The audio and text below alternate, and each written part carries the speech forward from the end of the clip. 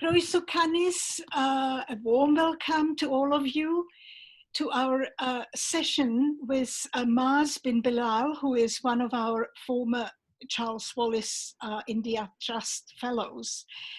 Our fellowships have been quite unique.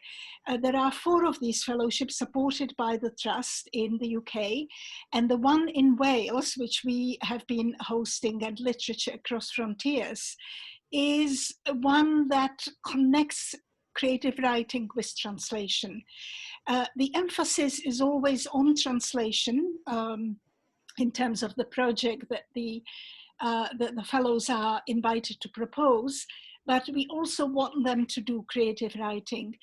Maaz Bin Bilal is a writer, a translator from Urdu, Hindi, and also Persian, as I just learned, and he translates into English.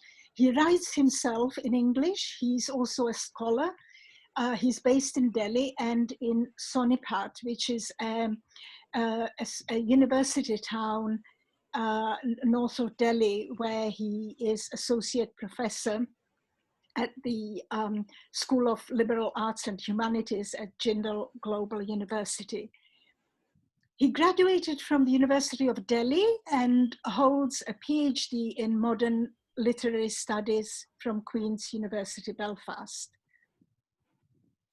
Commitment to multiculturalism and diversity forms the unifying thread across his creative, critical, and translation practice, and he continues his research on ideas of friendship, multiculturalism, and secularism in literature and society, particularly in the Indian context.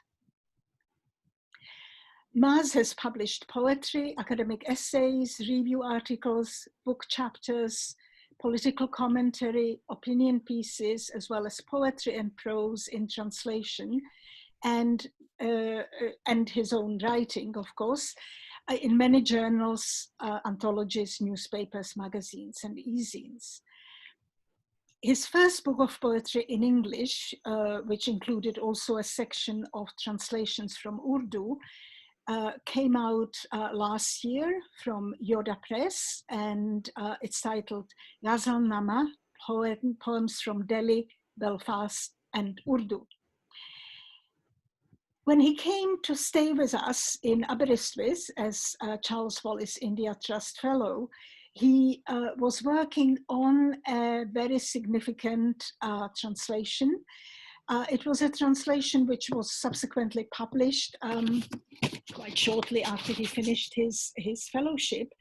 And it's a journal of partition. It's called The Sixth River, and it's a journal by an Urdu writer called Fikr Taunsvi. This is his pen name, and Maaz will tell us more about him. This book was published by Speaking Tiger. I have it here, and Maaz will read an extract from it in a moment. He's also now working on a collection of short stories which are set in Old Delhi, which is where he grew up and where his family live. And again, he will tell us something about that in our conversation. The Sixth River is a very significant contribution to the to partition literature, and I wanted to ask Maaz about why it is important, what it has contributed to this vast body of writing on what was really the most traumatic event in modern Indian history, in the history of the subcontinent, which claimed a vast number of lives and which led to the displacement of some 14 to 16 million people in an exchange of populations, which was really a forced migration based on religion.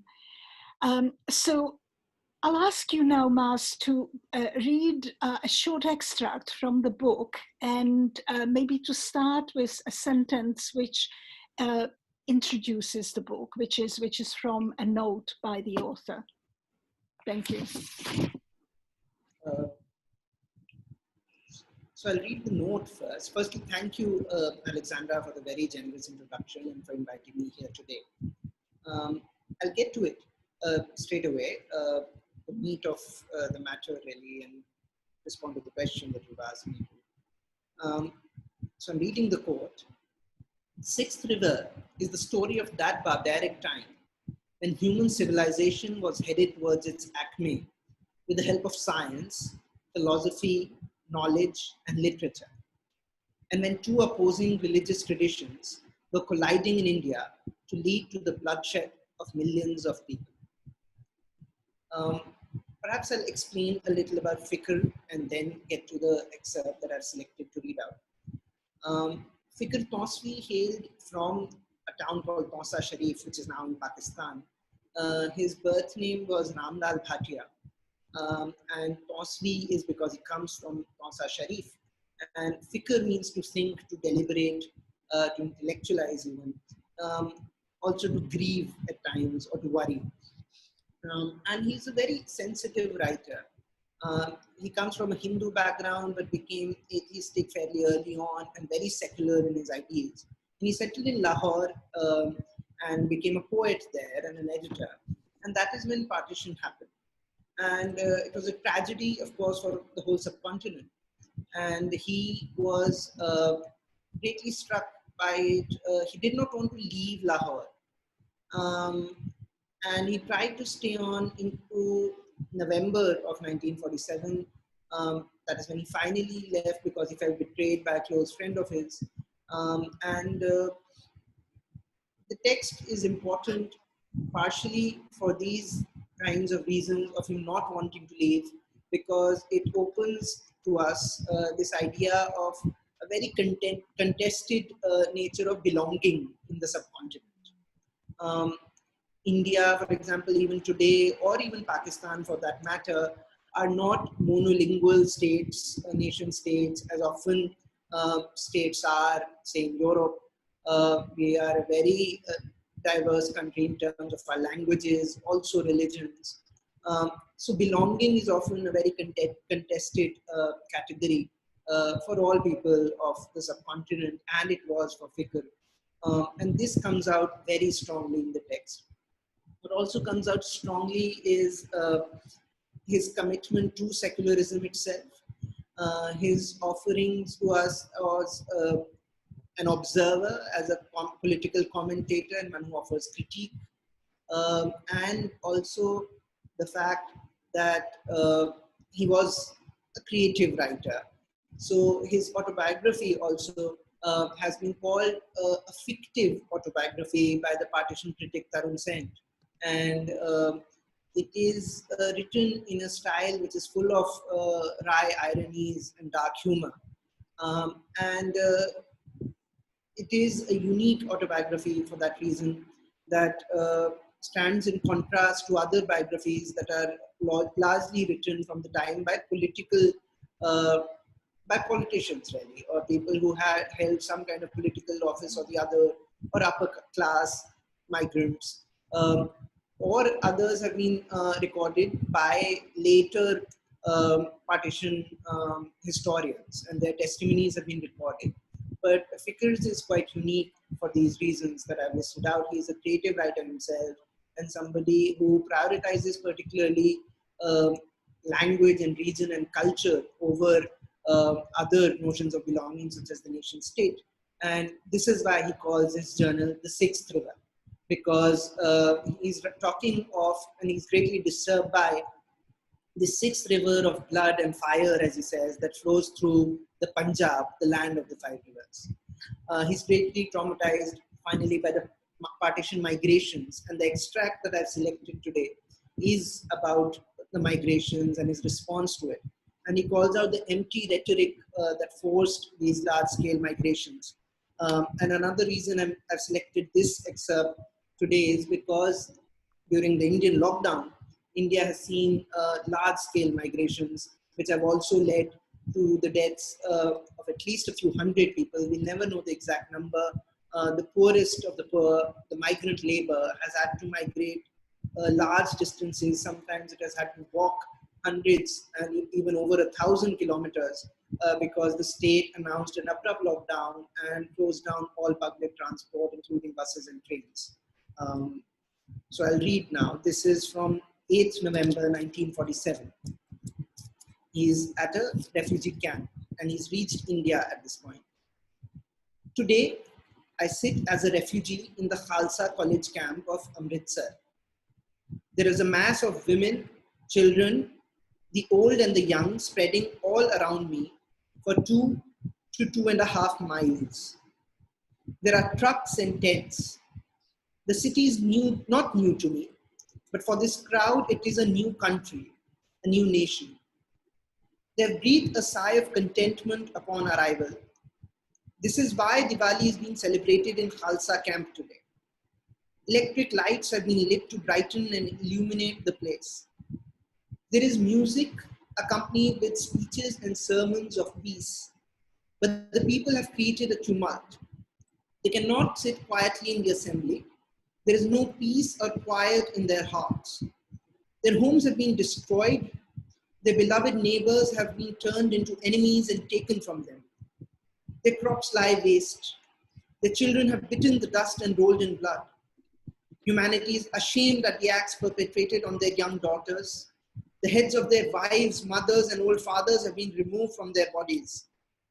The novel of their life has been taken to its climax and then turned tragic. And they are restless and agitated. The sermon of peace does not go down their throats. The gloom of their heart cannot be removed by the lamps of Diwali. A huge sea of darkness billows inside and around them. And a Diwali celebration is on at Khalsa College camp, as if Lord Rama, having vanquished the wicked Ravana, is entering Ayodhya in victory and glory. He is being welcomed by light, luster, beauty, and ornaments. A nationalist present in the assembly was saying, "Today we have clearly defeated the English. Come, let us celebrate our Diwali in style." The crowd shouted back, "Give us our rations, give us wood, give us vegetables, give us milk, give us clothes. We are hungry. We will not celebrate Diwali." What are there other books that have been as significant and that have been translated into English, into the common language, that make them accessible not only to Indian readers but to others as well? There have been more on mostly fiction that has been translated, and there have been very powerful fiction writers. Manto, again, incidentally from Urdu, but there have been Bengali writers also who have written about partition, but a lot of it is fiction writing, and it's not eyewitness testimony often. Writer figure often didn't either migrate at the time, like Manto also migrated much later, and relative safety, he migrated by boat from Bombay to Karachi. Other writers also would come from at least middle class, lower middle class, don't seem to have suffered perhaps or seen or witnessed themselves as much of the brutality and violence as here, at least within my reading of the partition narratives, Fikr Taunsvi seems to have. There are rich descriptions in the text of him wandering the city of Lahore as it is burning. And also, Fikr's text is published in 1948 itself, which is immediately after partition in the next year itself. It is published very quickly soon after. The better known works in English particularly are often histories that are written by modern historians through access to the archives, which are in India, Pakistan, also in Britain, particularly London. Alternatively, other historians, oral historians, have tried to collect testimonies and works such as, say, Urvashi Butalia's, or in somebody more recent and new, like Anchal Malhotra has produced the work Remnants of Partition, which is published in London as well. So such books collect oral testimonies, but then of course these are mediated accounts. They're not first-person testimonies of the order that Fikr's is, and also at the same time Fikr's carries a lot of literary verb, and it's not written by a politician or a member of the government itself. It's quite unique in that regard, I feel. Yes, and it was quite widely reviewed, wasn't it? How was it received when it came out? The reviews have all been positive, quite favorable, luckily. Some have remarked upon the translation also favorably, but largely they have responded to Fikr very strongly, and how his narrative of partition is different, as I also try to list out, from other texts that we have known so far in the wider public sphere. And his the emphasis on partition as being a political mistake and as almost splitting people into two or split selves, because, as it questioned their nature of belonging itself and prioritize religion over their other ways of belonging through language and culture and space. Such have been emphasized in the reviews, and yeah, reviews have largely responded quite positively and emphasize the need for us to learn even today from the text, which we don't seem to in India, particularly the whole subcontinent really, as we continue to live through religious strife that is often politically engineered. Mm. Let's move now to the book that you are working on now. You're translating now. It's quite different. It's a poem. It's a long poem. It was written in Persian, and it's a long poem on Benares by Ghalib. Can you tell us about this book and why, or about this poem? It must be quite a task to translate it from Persian, not from Urdu. He was a writer who lived in the first half of the 19th century and witnessed the decline of the Mughal Empire and the establishment of the British Raj. Why did you choose this poem, and what are the challenges that you what are the difficulties you have to grapple with translating this particular work, and from Persian? So poetry is my first love, so to say. The first book I've ever published is a poetry book that I wrote. It includes translations of poetry, selections largely, and most of which are from Ghalib's Urdu writing. Ghalib is arguably Urdu's greatest poet ever, and definitely Urdu's greatest poet of the 19th century. Many would argue he is among the best poets of the 19th century in the world, irrespective of language. So I have an affinity towards Ghalib, but more so for his Urdu poetry. Persian is not my mother tongue, Urdu is. I don't know Persian very well. I have done some basic studies in Persian, and I understand Persian at a basic level.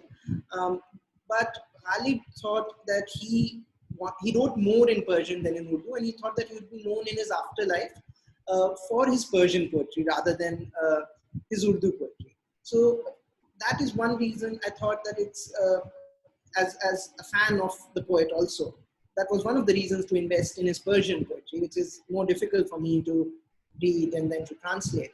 But the other reason was that it is a poem on Benares.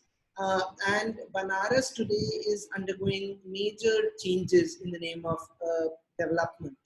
Our Prime Minister is also a member of Parliament from Benares, and he is supervising a major redevelopment project which has led to large-scale demolitions also of temples and of old heritage buildings, houses. It is important at this stage to recuperate Ghalib's 19th century memory of Benares. Ghalib himself comes from a Muslim background, and he, in the poem, has called Benares the Kaaba of India. Mm. And he emphasizes its rich heritage as a Hindu holy site, and at times in the poem almost seems to commit to Hinduism and expresses his desire to even convert and live on in the city of Benares. So, as you had yourself pointed out in my introduction, I invest quite heavily in Indian values of multiculturalism and North India's composite uh, Hindi Urdu culture, what is also called the Ganga Jamni Tehzeeb after the two major rivers of North India. And Ghalib is its hallmark, really, so to say. And this particular poem, in this moment, when India is undergoing so many changes culturally and politically, it seemed very valid and important to translate. Of the challenges that you said, asked me also. So as I said, Persian is not my mother tongue, so I'm working from the Persian original, but also looking at multiple translations in other languages, such as Urdu and Hindi, alongside. So in terms of translation practice, this is a different experience for me. Usually I just work primarily from the original only, but this time I'm working with the original and other translations alongside. So, so it's a more interesting exercise for that reason, because each translator brings their own self and understanding of the original to their work, and I'm trying to collate all of these. And also in terms of poetic structure, this is a long poem of 108 verses. 108 is the holy Hindu number, cosmological number as well. And Ghalib has intentionally written these many couplets in the original. I am trying to recreate the form to an extent. I'm translating each couplet into uh, either two couplets or sometimes even a single couplet where that is possible. Persian is quite compounded with a kind of felicity that exists of compounded word that isn't quite possible in English. So it leads to, you have to translate it at greater length as opposed to the Persian, but trying to maintain some formal fidelity to the original has been a challenge as well. That's very interesting. So, which other translations are you looking at? Which other languages has this long poem been translated into? Mainly Urdu and Hindi. So I'm looking at different translations by Zoe Ansari, Kefi Azmi, Sadiq, from Urdu and Hindi largely. Um, and this is to be published by Penguin India, is that right? When you finish? Hopefully next year, Yeah. but I don't know. COVID-19 has upset schedules a lot, but the original idea was to publish it next year. So yes. Let's see. Yeah. So how long have you been working on this, and when will you complete it? And then of course, once it's completed, it takes some time for the book actually to materialize on your desk and on our shelves and so on. So how do you see the timeline for this? So I've been working on it for about a year now. I have finished actually two drafts of the translation of the poem itself, and I'm editing it further. And so it's in its third draft stage. And I want to write a critical introduction to it, because particularly in English, the audiences wouldn't be familiar with many of the details about the biography of Ghalib, as well as um, the form itself of the Masnavi. It is written in the Persian form of the Masnavi. So I want to write about that as well, and also a little bit about Benares, relating it to its contemporary stages of development and redevelopment. So I'm planning to write an introduction. So I should be able to complete it maybe by the end of this year, and or possibly the early part of next year. But so let's see. I think maybe by summer next year, the book could be out. But let's see. We'll have to wait a bit. Let's see. And you have been also doing some creative writing. You started as a poet, and of course you have written a number of articles, etc., essays, but you are now writing short stories which are based in Old Delhi, as we mentioned earlier, which is where you grew up and where your family has lived for several generations. Is that right? Yes. So tell us about that. It sounds fascinating, and I really look forward to reading these short stories. Thank you, and that's very kind. Old Delhi is another such microculture within India, which represents and has a long history of North Indian multicultural cosmopolitanism.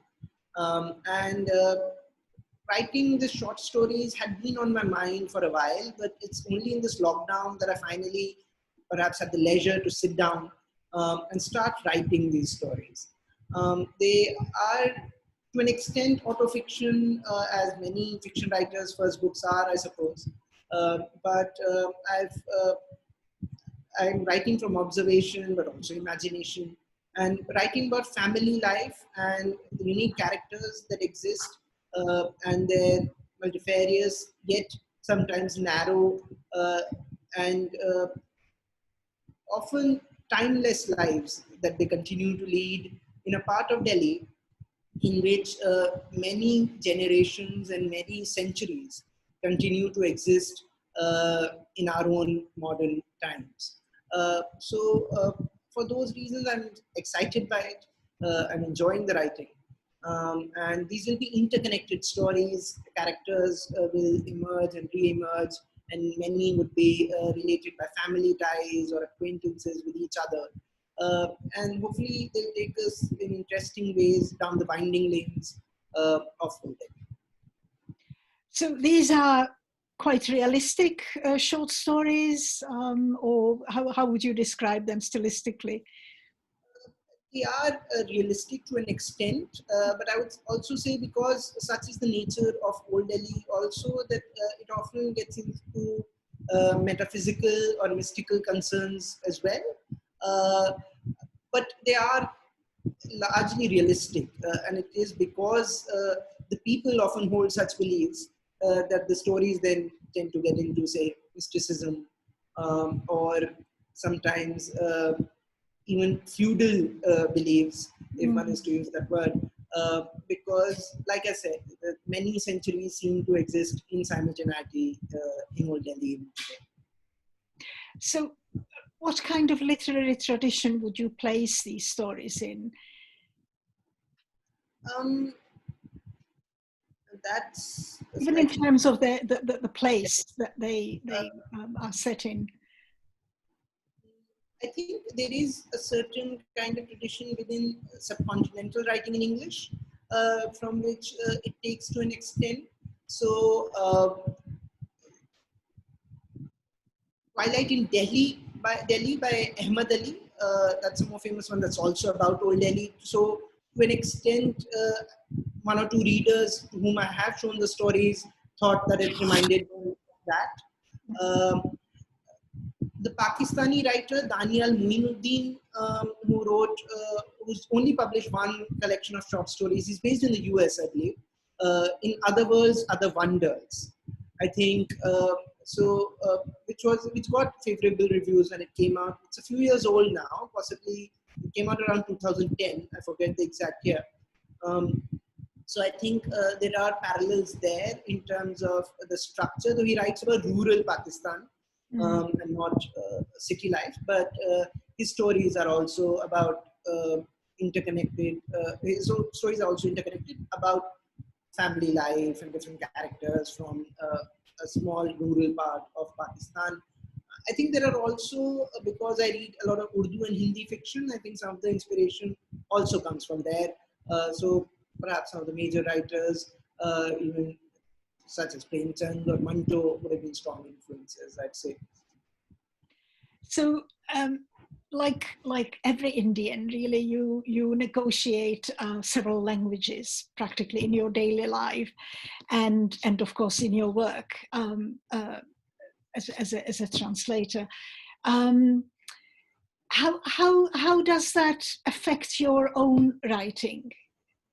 And have you thought of actually writing in Urdu, because that's the language that you grew up with? That's the language you spoke at home. English would be the language of your education, I suppose. Have you thought of writing in Urdu? I have, and I'm pleasantly surprised actually that you asked this question, because just last night I ended up writing my first Urdu Hindi short story. It's a very short story. It's about 1,500 words, and crisp for that reason. And while writing it, I did feel that the experience was quite different, as was the outcome. I felt I had to explain less.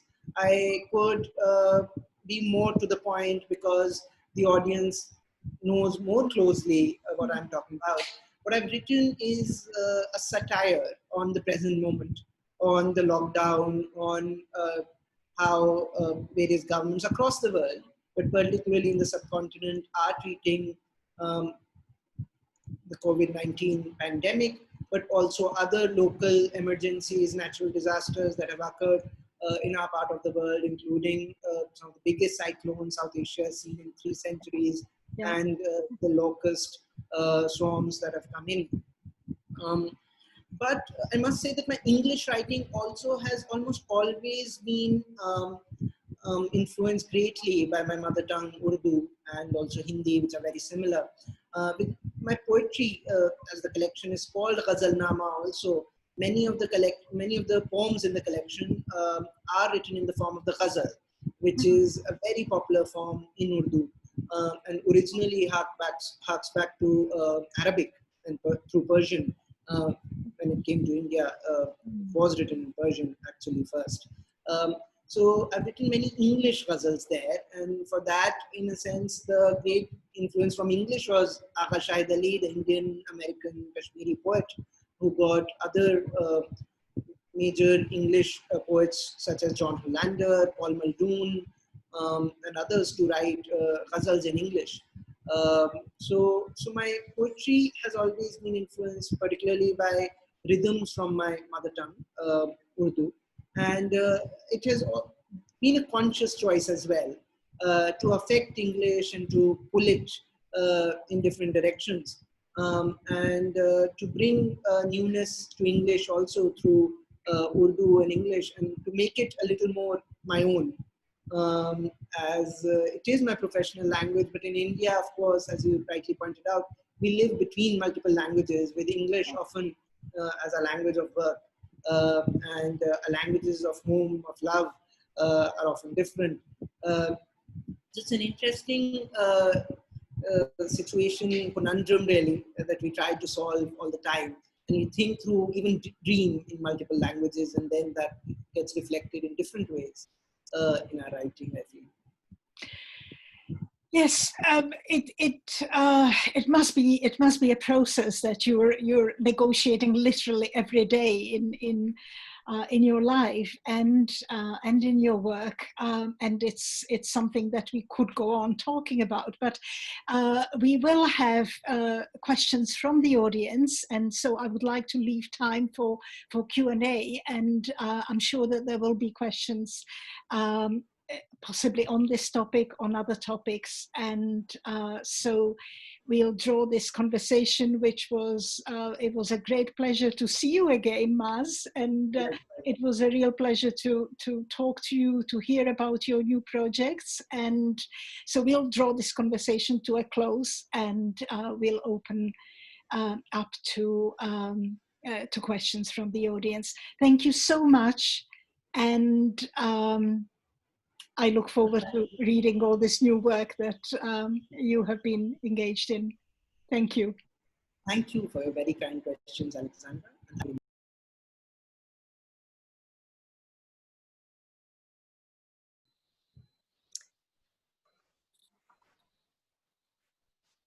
Thank you very much for that conversation, Maaz and Alexandra. Very interesting topics that come from your writing and your translation projects, and it's really good to be able to catch up with you, Maaz, on so many different aspects of what you're doing now. I think that for me, it was interesting actually to hear about the reception that the Sixth River had, whoops, it's not very clear, had received in after it was published. But I'm curious as well to hear of some of the challenges that faced you when you were looking at the text that's from 1947 after all, a text from Urdu, a text kept as diaries in that period, and thinking, what were the sort of specific linguistic and cultural, social and political challenges that faced you when you were translating that into a very accessible and contemporary style of writing in English, whether there were any specific examples of what you found to be particularly challenging, and what kind of solutions did you find and did you consider in the course of this translation that has clearly been a success and very warmly received by the critics and the review culture? Thank you, Alin. So the Sixth River has, in fact, had some impact. It's, I believe it's been prescribed in the Delhi University syllabus in the partition course as well, at least the excerpts. And these I had done for an anthology before I completed the full text. So those excerpts, I believe, are now prescribed in a partition course in the University of Delhi. But I want to move on to how I have thought over the translation problems of the text. So one thing that's there in the original excerpts, and then I tweaked it more when I included those in the full text as I was translating it, was, for example, the use of the word azadi. Azadi as a word means freedom, independence. Freedom, I think, is more faithful to the word azadi. But I had kept freedom, the English word, in the first instance when I had originally done that little excerpt from the book. But I moved that to azadi by the time I was doing the full book. Because what has happened in this time is that all over India, this call for azadi has been raised in our own time.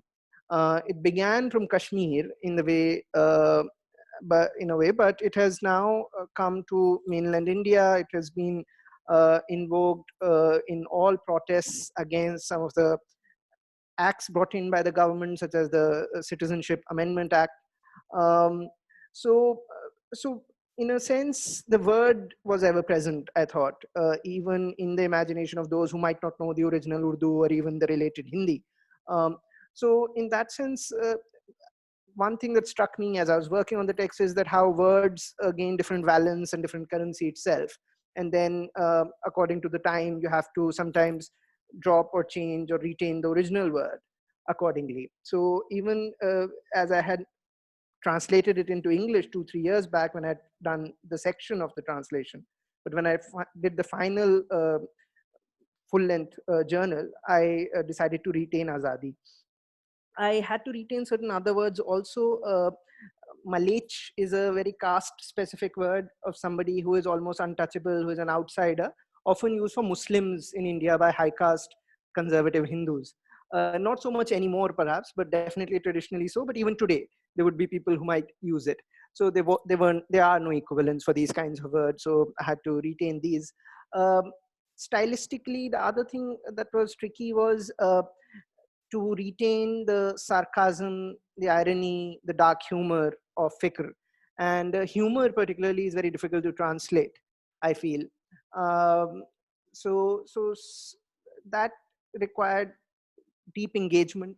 Also, turns of phrases from the original Urdu. I remember I made a presentation at the end of my fellowship in Wales, and you were there, and Alexandra was there, and I believe Ned and Caredwin are here today as well, and they were there. And I got some excellent feedback there, and you had read, I think, a chunk of it then. And there was a particular phrase from the original Urdu that I had tried to change more earlier, but then you suggested, and I'd given 2 options in the draft to you that you'd read. And you suggested that the more authentic one worked fine. And I decided to retain it. It was how 2 swords cannot remain in the same scabbard. So things like that. So it's really about, so presenting that work to you all also helped me, because to understand what, as a reader such as yourself who isn't familiar with the culture or the tradition, is able to take away from the text, and how many liberties I can take in terms of bringing the Urdu idiom to English as well. So, so those kinds of things were experimental, and they seem to have clicked somewhat okay, and have been remarked upon so in the reviews as well. So, yeah.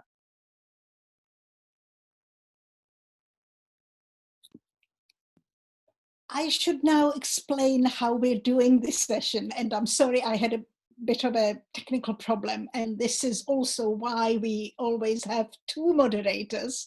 So I would like to introduce and welcome Professor Elin Half-Griffith-Jones, who is at Trinity St David, University of Wales, where we are based as Literature Across Frontiers, and where the Yr Egin Center is also based, and this is where we are being hosted today.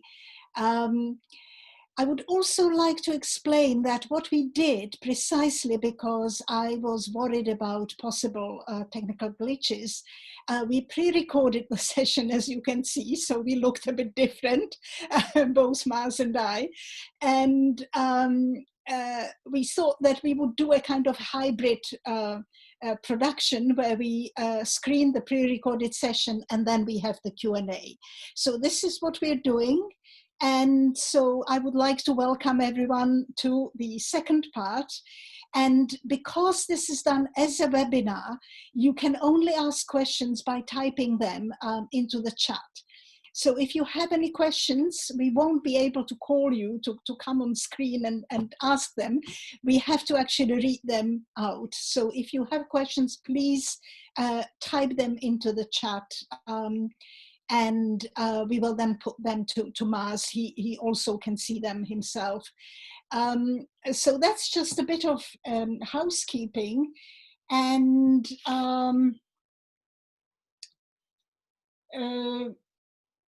yeah, I think that's all I wanted to say on that front. Maaz, I'd like to move on to a different topic now, which we kind of left open at the end of your at the end of our conversation, and that's your own poetry. As I explained, the fellowship that we run is for writers who translate, translators who write. So it's a combination of two disciplines, which are obviously very, very close. And so the other part of your project was to write poetry. You already published one collection and you are now working towards another one. So would you like to talk a little bit about the poetry that you write and what you wrote in when you were in Wales? And maybe read us a poem. Oh, thank you. So I've been writing poetry for about, I don't know, 10, 15 years now. Can you speak up a bit? Yes, yeah. Yes. Okay, thank you.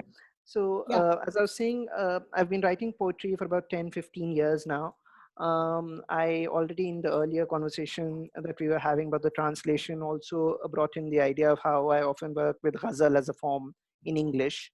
So the ghazal form itself in that act is an act of translation when I write it in English. So that was a conscious effort to bend English to my will, so to say. But now having published a collection that was called Ghazalnama, and I've also been writing, I've been experimenting more with other forms of reverse as well, which some of which is there in Ghazalnama also. So I've been publishing poetry in different magazines and journals since after Ghazalnama too. I'm not sure how much of it will belong to a collection together. I'll maybe pick some and drop some. And I'm not quite sure of what shape the next collection might take.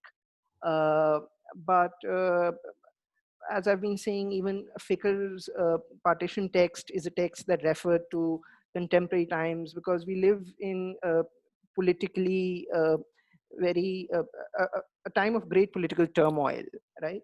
So across the world. So my poetry, by force almost, cannot shy away from our harsh political realities. So my poetry is often political. And in terms of experimenting with form, one of the poems I published, for example, was an image poem called The Mosque, which looks a lot like the mosque. I haven't opened it up, otherwise I would have shared it with you by sharing screen perhaps. But I would read a different poem that I did write in Aberystwyth itself. I lived there on the beach overlooking the sea, and the beaches in Aberystwyth are strewn with pebbles. This poem then got published later in Indian Quarterly, and it is called Pebbles. Um, it's a poem in 6 parts, 6 short parts. So I'll read it out now. Pebbles. First, pebbles are never lonely, always in touch with one another. Like grains of sand, only bigger, but even when reduced, redeemed to a particle, never fuse. Each one distinct, each lonely. Perhaps I should share the screen actually. That might. No, read it, No? read Is it, that fine? read Okay. it. All right. It's fine. Thank you. All right. Sorry. So I'll get back to it. The second, a heart-shaped pebble is not easily found and sells for 15 pounds, framed by glass to be stared at by all and sundry, even when hung in your house by the sea.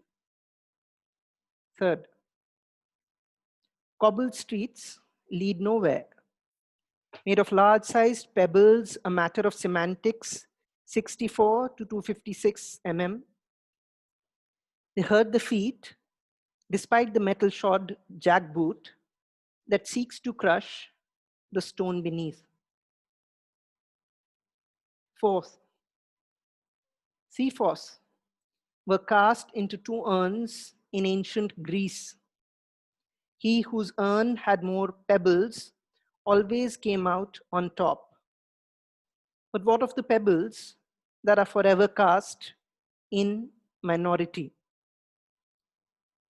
Fifth, land runs short for us, the wretched of the earth, pebbles smashed out by the sea.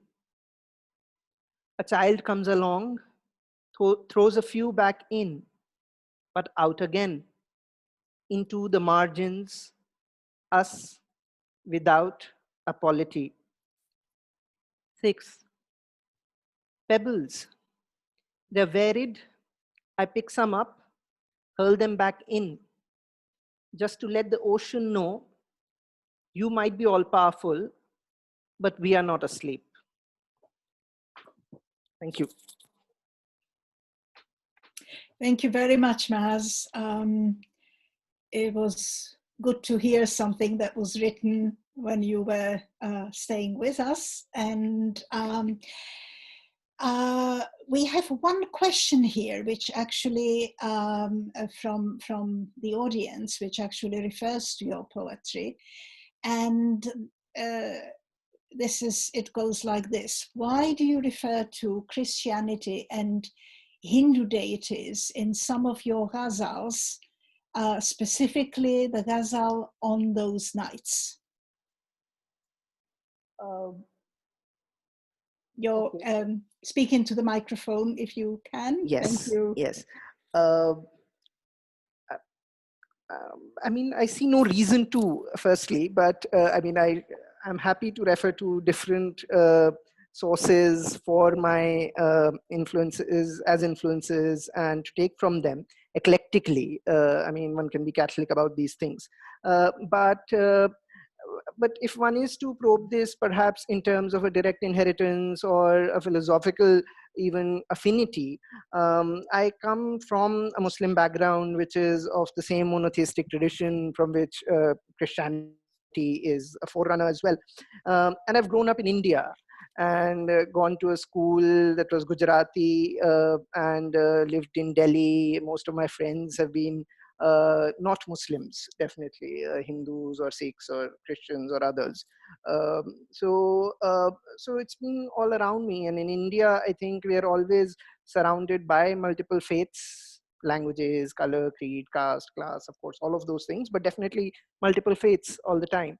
And it is important to take from them. I think if one is to write in India, and if you are inclined spiritually at all, and if you wish to also bring together these different influences in a multicultural fashion, as I've said previously that I'm interested in. So yes, these I think are my reasons to invoke Christian and Hindu traditions besides the Islamic. Maaz, in your conversation with Alexandra, you referred to, you know, the negotiation across the languages that you speak in your daily life, your venture into writing in Urdu now, also perhaps your experience in Wales as well, seeing us use more than one language, seeing us use Welsh as a language of scholarly debate, as well as a language of buying bread and so on. And I'm interested to know the kind of negotiation of with languages that you have in your professional work too as a lecturer at the university, and whether you use different languages for different kinds of instruction or different kinds of engagements with the students. You know, we here are trying to shift out of this sort of monolingual model of higher education, if that's a pretend monolingual model using Welsh, or a very restrictive monolingual model of using English. It would be interesting, I think, to hear what your thoughts are about your practices and how you'd like to see those develop or change at all. Thank you, Ellen. That's a very interesting question, and makes me reflect about my teaching practices, as you're asking me to. Some things that I haven't so consciously thought about, but of course, I guess now that I'm thinking about it, I have been almost unconsciously grappling with this all the time. So the way things stand in India, the better university that an institution is considered to be, the less emphasis often on different Indian languages would it have. This may not be true of the biggest public universities, which would have their own different language departments, and large universities such as in Delhi or elsewhere. So there they would have a Sanskrit, Gujarati, Bangla, or Persian or Arabic departments, or if not entire departments, at least a school of modern Indian languages or something like that, where they would have faculty in those disciplines. But largely, if an institution is supposed to be good in terms of teaching of its other, say, social science or science disciplines, the emphasis or the idea would be that the medium of instruction better be English, and the students and the professors both be proficient in it. In practice, this is not true of many of our non-metropolitan universities. Sometimes even smaller colleges within the big cities, even the capital, Delhi itself, students may not be proficient in it. So I've taught, for example, in a college in Delhi University in the outskirts in the past. Recently, in fact, the area where there were very severe riots and targeted killings. So it's one of the peripheral areas of Delhi. And there the students came from quite impoverished backgrounds and were not English conversant. And I had to even teach them, and I teach literature, English literature largely, but there I was even teaching English language. And I had to instruct them in Hindi because I went to class in my first class and tried to teach them in English, which just wasn't possible. So I had to give my instructions in Hindi to teach them English. even at college level. As opposed to that, I teach in a private university now. We get students from comfortable backgrounds who've gone to premier English schools. And here, I think I'm one of the very few people, possibly the only one, who is teaching courses in literature, definitely, which are entirely working with literatures from India other than English. I teach a course called Translating India, and I teach another course called Introducing Urdu, History, Politics, Poetics. In the second course, I teach them Urdu poetry, both in the original, but in the Roman script, the English script, and alongside English translations. So because Urdu is actually very close to Hindi, and most of our students at this university come from Hindi-speaking backgrounds or have some knowledge of Hindi, they are able to get a sense of the original. And of course, then we do the translation there as well. In the other course, Translating India, again, this is a course I just finished teaching this semester, and I offered it for the first time. And as luck would have it, all our students that signed up for it, though that wasn't a requirement, had Hindi as their second language. So that made things both easier to an extent in terms of my knowledge of the language and working with it, and allowed us to do more exercises, but perhaps made it less exciting. I think it would have been interesting to have people from different languages of India to work with, and we would have seen how that would have worked out. It was a practice-based course. The final assignment was them translating a short story into English, and earlier we tried translating from English into mother tongue as well. So, so these are interesting possibilities that one can work with, but I don't think enough work is being done with regard to this. Definitely not.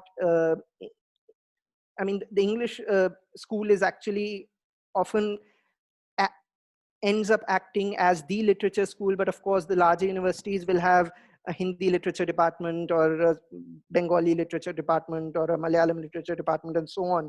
The regional universities perhaps would have more instruction in those languages as well, but often it is looked down upon. It is seen as a sign of incompetence also, and there is a class dimension to all of this as well.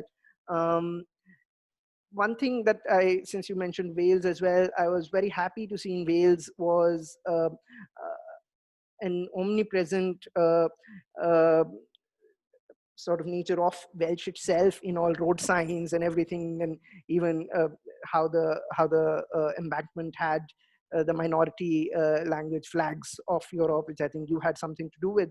That kind of an use of different languages for road signs, etc., is even mandated in India by law, but it's not practiced very well. You often see bad, because it's only mandated by law, but there is no other real incentive.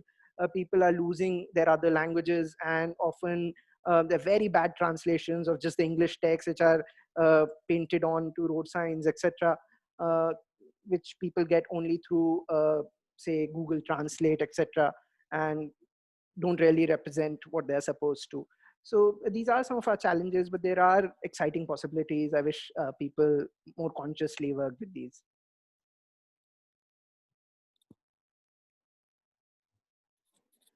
Thank you. Alexandra, thank you. Would you like to switch your microphone yes, on? Yes, I'm mute. Before you said it, I got the message. Yeah, okay, here I am. So, Maaz, thank you very much. And we have two questions here. I think one of them is quite detailed. It relates to the ghazal that somebody asked about before. We don't have the name, so I can't say who it was, but maybe we can connect you, or we can give you the question, because it's quite detailed. It's about the meaning, about the meaning of a particular poem. So you would need to probably read it, explain, and so on. But there's another question which is about your practice, both as a writer and translator, and I'll read it out. It's from Arun Sagar, and this is the question. You said that writing a ghazal in English is an act of translation for you. Could you elaborate on this a little? Yes, so I'll begin with this one. Arun is a friend and colleague, and a colleague not just at the university I work with, but he's also a fellow poet whose book has just come out, which is very good, which any of the viewers who are interested in poetry should look up, I suppose.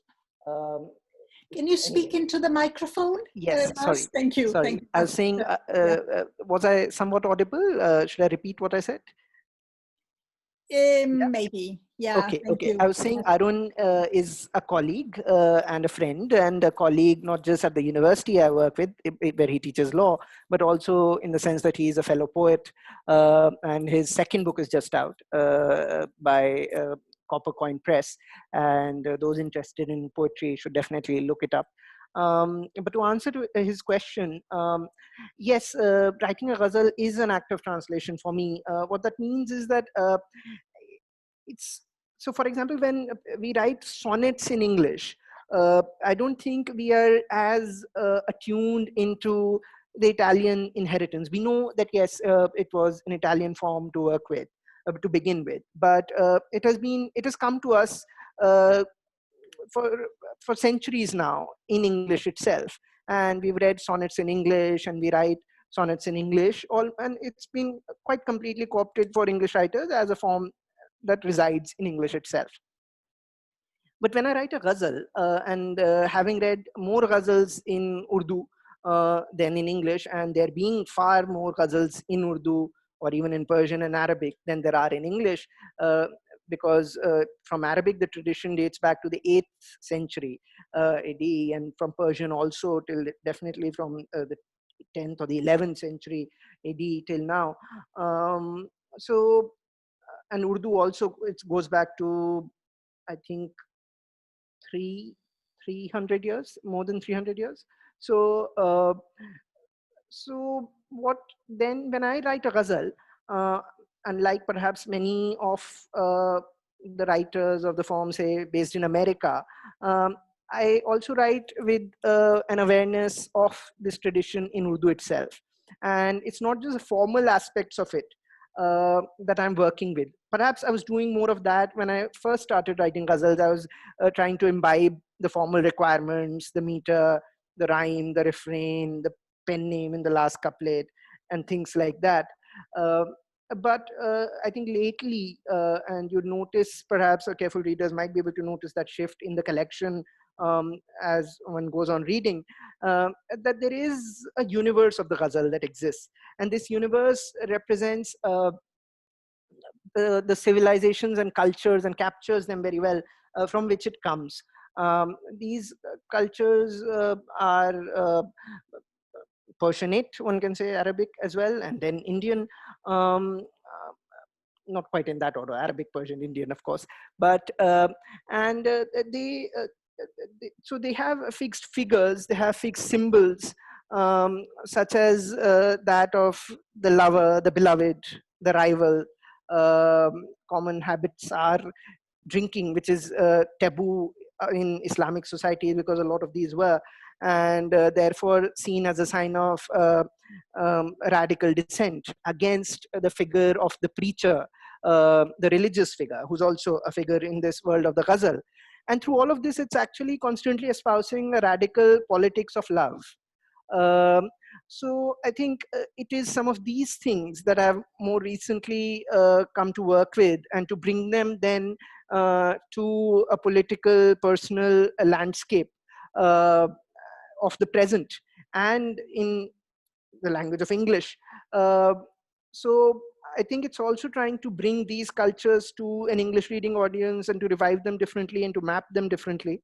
It is also, of course, to bring this kind of syntax to English too, in which sometimes knowingly I would create even an odd syntax on this long metrical line, which is often not a done thing in contemporary English poetry, which is minimalistic, which is free verse. So in doing that, I'm translating, of course, different cultures and from different languages and influences into English, but also trying to foreignize English. intentionally, by bringing this different kind of syntax and imagery and figures and a different universe to the English poetic world itself. So I think that answers Arun's question. The other question I'll have to look at. So the question is, in the ghazal on those nights, one of the couplet reads, beauty, beholder, intelligence, perception, bingo, handsome keeper, shitty on those nights. What does this mean? Is it necessarily connected to the rest of the ghazal? I won't explain what the verse means, because if I'm going to paraphrase Byron on this. I don't remember exactly what he said, Lord Byron, but he said he was asked to explain one of his lines, and he said something to the effect of saying that I'd be damned if even I knew what I wrote at my most fanciful. But that's an easy out to actually not have to explain one's poetry, which I think can get tedious. But ghazals are not connected. To answer the second part of the question, ghazals are in fact poems that are only connected in terms of mood or thematics. Each verse is can be a distinct unit of poetry. It's only the mood that is continuous. It's not the narrative that is continuous. And that can also be an answer to the previous question from Arun that I was trying to answer, that in English, in fact, there are very few, I am not quite sure if there is a form that doesn't follow a narrative, that in fact is made of, it's a composite almost of distinct units of thought or poetry that only is held together by a certain kind of mood or theme, rather. All right. There is another question. Shall I move on? There's another question. Yeah. So ghazals and masnavis in Urdu and Persian give multiple meanings more often than not. How do you deal with this problem while translating them? Do you choose one meaning over another, or do you keep it close to a literal translation? So this is a complex question again to answer shortly. This is very much practice based. So for different works, there can be different ideas of translation that can be followed by different translators. Even the same translator can adopt different approaches. So in my work, for example, the Urdu ghazals that I have translated, or the Urdu poetry that I've translated in Ghazalnama, there's one section that is of translations. So whatever I've done there, particularly for the ghazals, I've tried to retain the form of the ghazal also as much as I can. So sometimes I've had to make even definitely choices of syntax based on the demands of the ghazal form itself, but also had to pull perhaps sometimes meaning here and there because I was prioritizing sound. I was actually doing that. I was trying to bring the Urdu sound to English in the translation. So I was compromising consciously sometimes, and I've been called out for that. But my attempt in these translations was to be as faithful as I can to the sound also of the original. So and I was trying to strike a balance with the meaning also.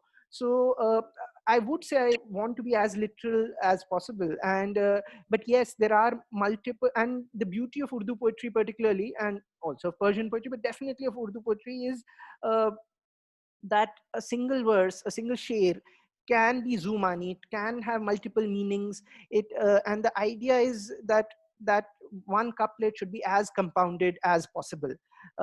So it is difficult to try to retain all of those meanings in English, and therefore not all Urdu poetry or Persian poetry sometimes can be translated, or if it can be translated, it cannot be translated in while keeping that form.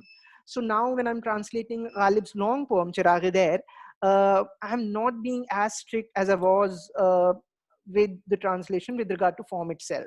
So some couplets are translated as a single couplet, others where I felt the meaning wasn't being conveyed well enough, I would use two different couplets. Others have told me that why am I trying to follow couplets at all? Why don't I just write free verse? I don't want to leave the form completely of the original either. So I am trying to stick to couplets for now. One of the drafts that I had done was in fact of two tercets. Largely through and through. So, but then I've given that up and come back to two couplets mostly, and some are produced in a single couplet. So I think that's in response to Aishwarya.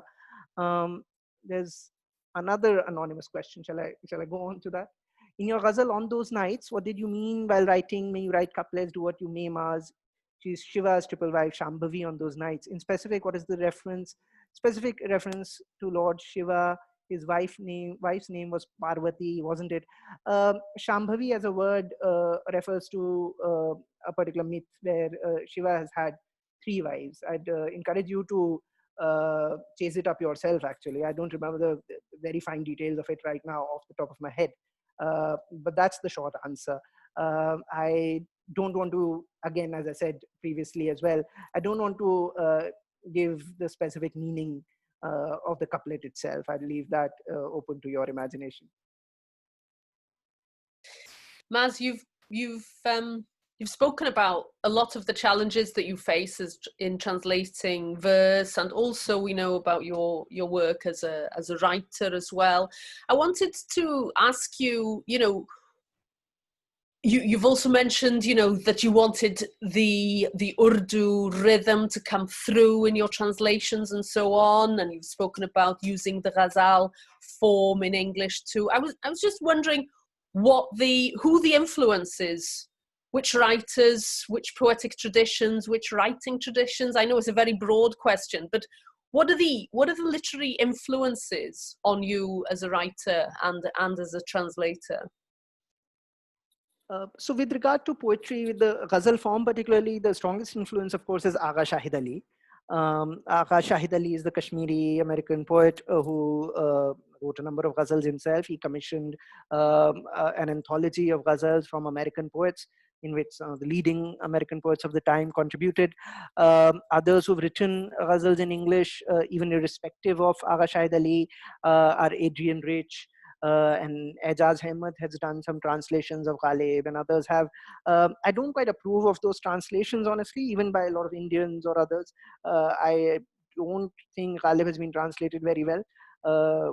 My own translations, I think, perhaps do some merit or sort of bring some facets of Ghalib to English, but I'm not sure how well the others do. I'm probably sounding a little pompous here, but I really don't like others' translations of Ghalib. With regard to my recent and new prose writing, I said, I think Daniel Muinuddin, I mentioned with regard to the short stories, he's an influence. With regard to my ghazal writing in English, again, the Urdu writers, some of them are very important. Ghalib himself, whom I've been working with. And I have, in between the recording that was played out earlier of my conversation with Alexandra and the question and answer session today, I have published the Hindi short story that I mentioned there briefly, which is a satire. It is a political satire about our contemporary world. It's called in Hindi Tiddi Dal, which means locust swarms.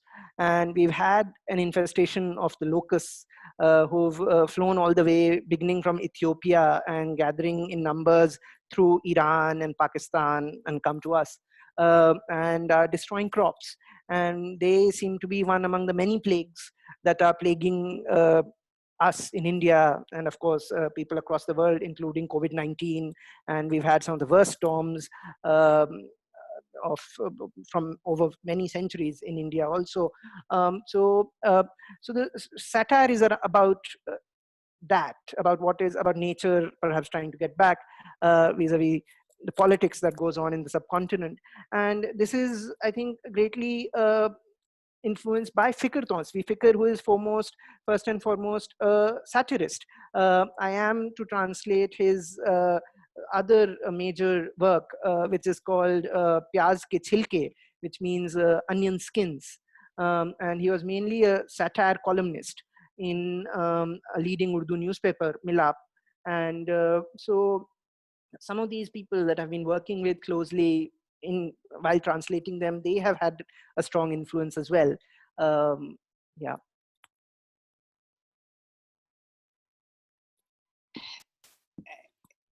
Maaz, thank you very much. I'm afraid we'll have to stop here. We still have some questions.